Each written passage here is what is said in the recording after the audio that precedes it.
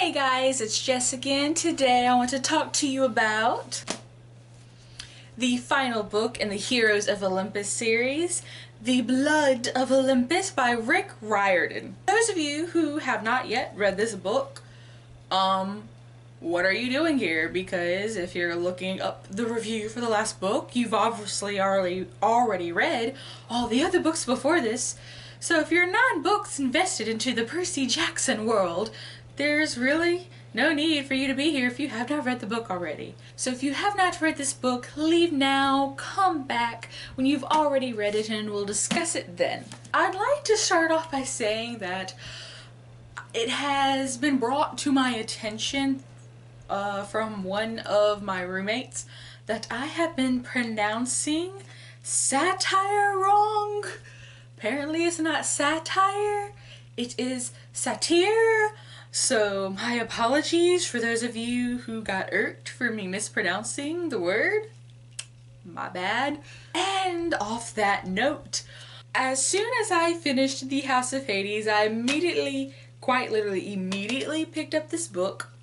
And since the last little note, the last little dedication Rick Riordan had given his readers from the previous book, I decided to see what this dedication was, to see if there was anything special about that one. If the camera picks it up, do you see it? Can you read it? Probably not. If you could not read it, it says, "To my wonderful readers, sorry about that apology for that last cliffhanger. I'll try to avoid cliffhangers in this book. Well, except for maybe a few small ones, because I love you guys. I love him, but I want to kill him." That's the first thing that I thought. The second thing that I thought was, what do you mean that you're still going to have a little bit of cliffhangers? It's the final book. How could there be any cliffhangers? Everything should be wrapped up nice and tight in a little present and a little bow on top, and don't understand why there would be cliffhangers in the final book of a series. But after I read that dedication, the next thing I did, I have a little confession to make. The first 4 books, when I noticed that they no longer named the chapters like they did in the Percy Jackson and the Olympian series, the chapters were labeled depending on whose POV it was at the time. Every time I would pick up a book, I would flip through and look at the top and see who all we were going to read from that particular book. So of course I flipped through and I was like, oh, whose point of view are we going to read from first? Flipping through, and I was like, okay, Jason, cool.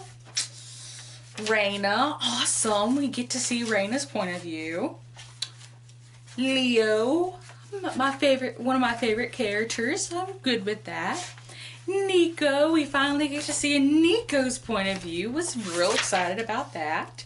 And then Piper, you get through Piper, and we're back to Raina. It's like, Raina, okay, let's get back to Raina. Well, where's Frank and Hazel and Annabeth and of course Percy? Get through Raina, and we're back in Jason's point of view. So I have already flipped through like 6 different names already. So I flipped through the whole book. Like, okay, now surely there's going to be a Percy chapter somewhere in here. It's, Percy's like the main character. I mean, he might not be the main character in this series, but he's like the main dude overall when you really think about it. Because with the Percy Jackson and the Olympian series, majority of this has started with him. I finally get to the very last name, and it's not Percy. We don't get any Percy chapters in this book. I had thought that, or had originally thought that maybe we would get to read at every person's point of view. Since it was the last book of the Heroes of Olympus, I just thought that we were going to have a chapter from everyone's POV. And then when I noticed that there was not everybody was going to get their chapter like Hazel and Frank, I still expected Percy, of all people, to have a chapter. Because just all the other books had, besides the first book, all the books after that had Percy's point of view in them somewhere. So even when the other people's, we didn't hear from the other people's POVs, we still got to hear from Percy. It was like understood once the Sun and Neptune started that we were going to see Percy from then on out.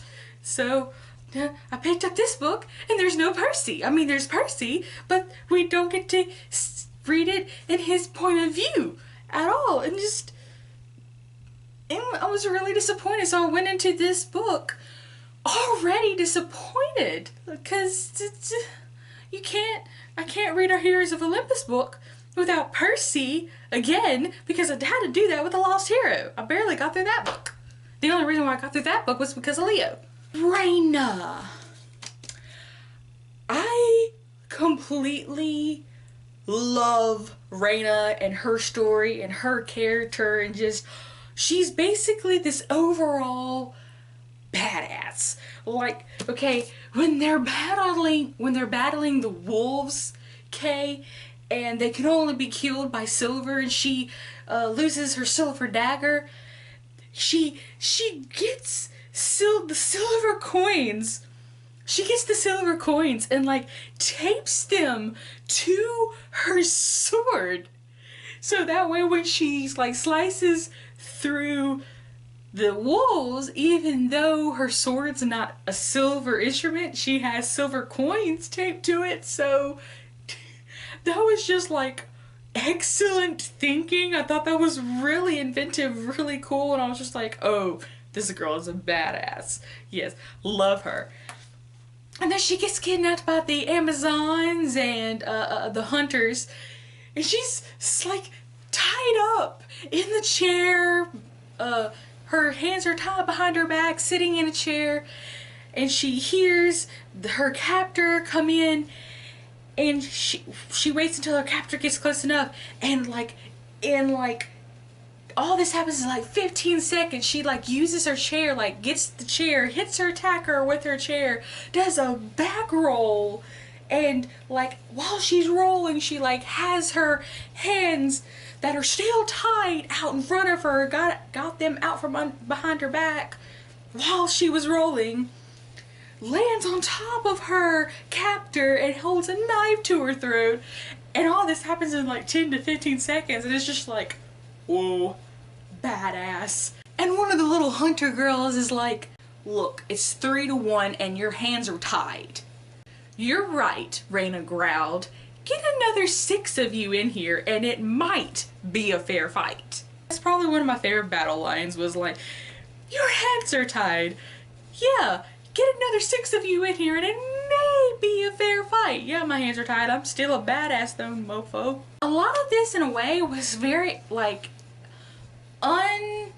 unclimactic, because all of this has been boiling down to the point of the blood to be spilt for Olympus. So I'm thinking, you know, when you say blood must be spilt, I'm thinking like all of their blood must be spilt, as in they must die and sacrifice their blood, and Gaia wakes. But no, apparently they just have to have a nosebleed, apparently, Percy. So that was kind of anticlimactic in a way, for me, anyway. The only thing that came out of that whole fiasco that like had me like, oh, like it actually took me aback, was the gods actually came down to help. And I was like, holy shit, you're actually going to help for a change? Why, thank you very much. Apparently Zeus has gotten over his little temper tantrum from the previous series about the whole, they're demigods, they must look up to us, and they do not respect us as much as they should, so therefore Olympus is closed. So apparently he got off his high horse for like a split second. Got to see Percy and his dad fighting next to each other, so I'm sitting here imagining, you know, Percy with his sword and Poseidon with his trident side by side battling the giants, and I just loved it so much. The only time I really liked Zeus was when he turned around and he made this, Hera comes in and she's spouting all this mess, and for once Zeus, what Zeus says, I am completely 100% on his side.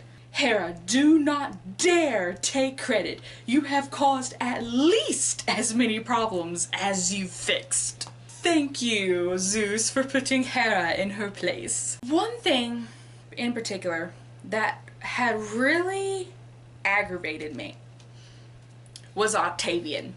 The whole situation with Octavian, I was ready for someone to just hurry up and kill the little bastard already. I don't care how that sounds. I was done with him. Just his entire character, everything that he was doing was really pissing me off, and I did not shed one single tear when the dude finally just died. Leo. The entire time he kept spouting about how he was going to probably never get to see Pipers and Jason again after tomorrow and all this other mess. So I'm like, oh my god, he's going to die.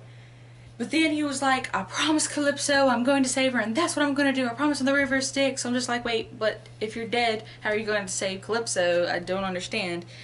And so apparently he dies, has Festus insert the cure into him and brings him back, and then he finds Calypso, and that whole scene was cute and all, but I don't know, that's not really the ending that I kind of wanted. And I especially was irritated with Leo with the whole, okay, what's the first thing we're gonna do? The first thing we're gonna do is we're gonna fly somewhere and fix my dragon. No, the first thing you need to do is get your butt off the island and send a freaking iris message to your friends to let them know that you're not dead. That's the first thing that should be on your to-do list. Okay guys, that is it for my review on the Blood of Olympus. I can't believe it's over. I'm extremely sad about that, but I did enjoy this series immensely. I hope y'all did too. Bye!